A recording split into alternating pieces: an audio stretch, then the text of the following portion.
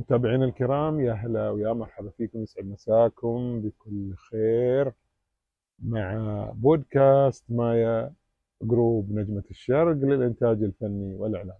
يا هلا ويا مرحبا فيك. واهلا فيك.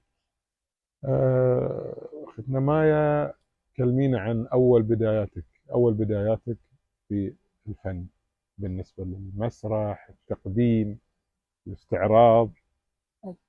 أول بداياتي كانت عن بحرين والسعودية، يعني عرض كان عرض مشترك يعني. فيه.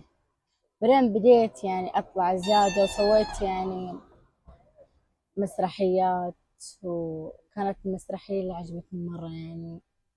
طيب، ايش ذكري لي الشخصيات اللي اشتركت معك، سواء من البحرين او من السعوديه، أوكي. من كان الفنانين معانا طبعا. كان معانا الله يرحمه الله يرحمه.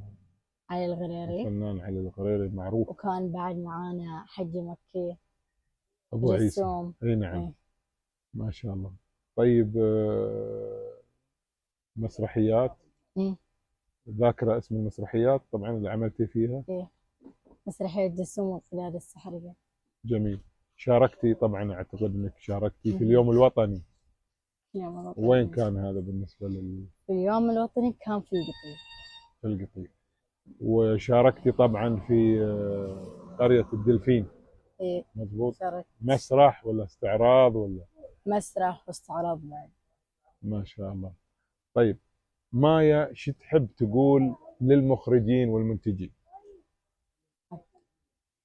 يعني